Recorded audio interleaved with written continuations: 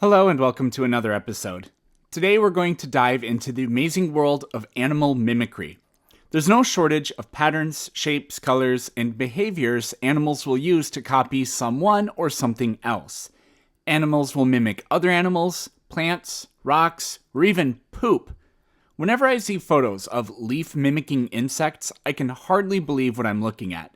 They are so intricate, it boggles the mind how nature can do that. In this episode, we will look at two particular types of mimicry, Batesian and Muellerian. In these instances, animals attempt to look like other animals, but for different reasons. They don't bother trying to blend in with their environment to hide. In fact, in most cases, they are trying to stand out. We will explore the differences between the two types of mimicry and also discuss why an animal would want to mimic or be mimicked in the first place. Because this episode deals with animal patterns, I highly encourage you to watch this episode of the podcast on YouTube, where I've compiled images of the animals in question. But you can always just give them a quick Google search after hearing their names just as well. Please just promise me you won't do that while driving. Let's get started.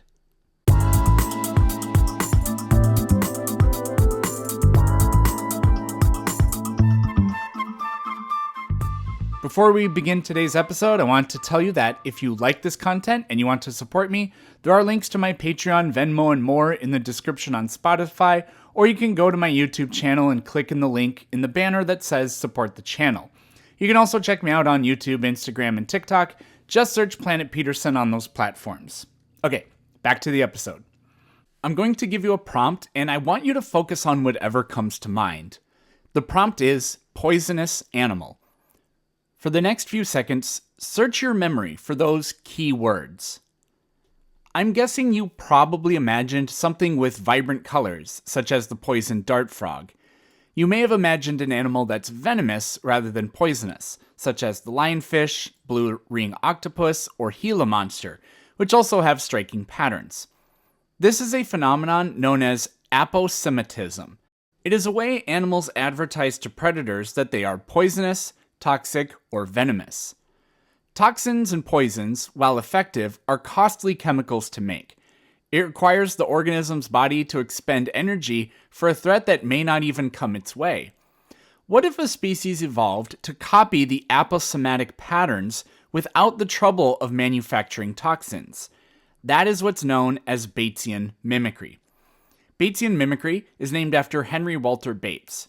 Bates was an English naturalist and explorer who was the first to describe animal mimicry scientifically. Bates's most famous work was in the Amazon rainforest, where he collected nearly 15,000 species, mostly insects. Bates was joined in his expedition by Alfred Russel Wallace, the co-discoverer of evolution by natural selection.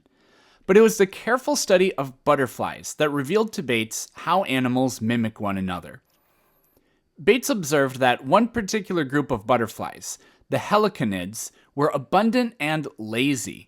I'm sure that being a beautiful butterfly is all fine and dandy, but they're not exactly built for defense or offense.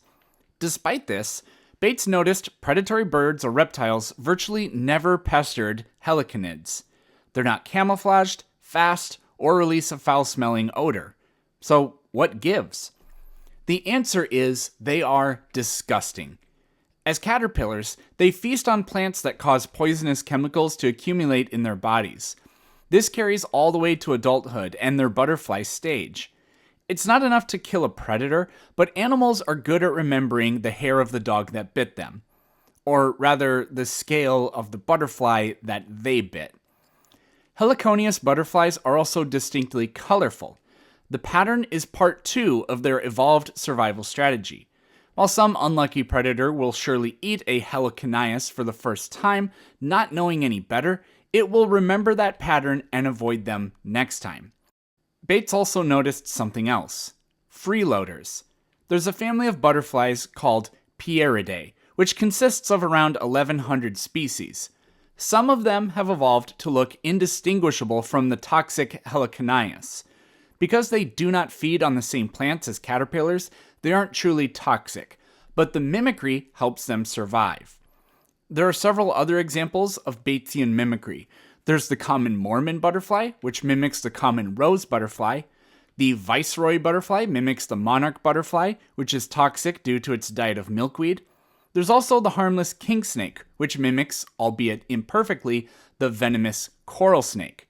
Red touch yellow, kill a fellow. Red touch black, venom lack. It's clear why this would be an advantage, but there's a dilemma.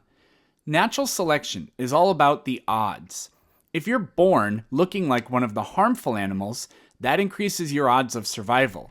But if that were true, what's to stop the imposters from becoming just as common, if not more common, than the real ones?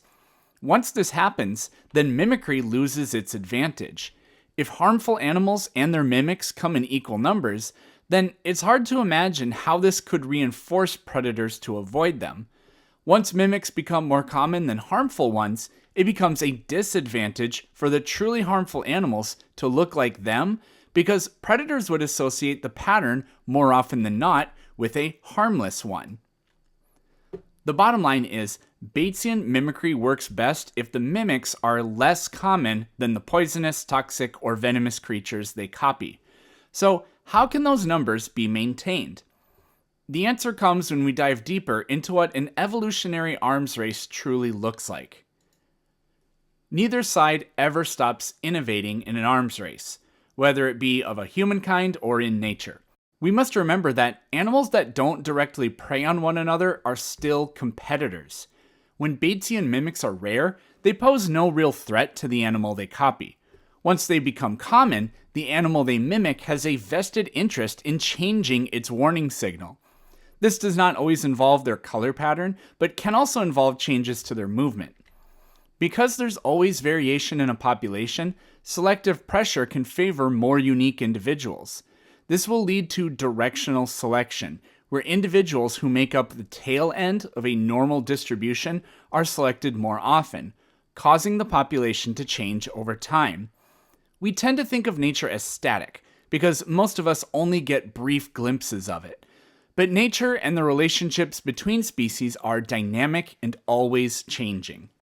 So the solution here is that the warnings and patterns that toxic, poisonous, or otherwise harmful animals have don't stay the same forever.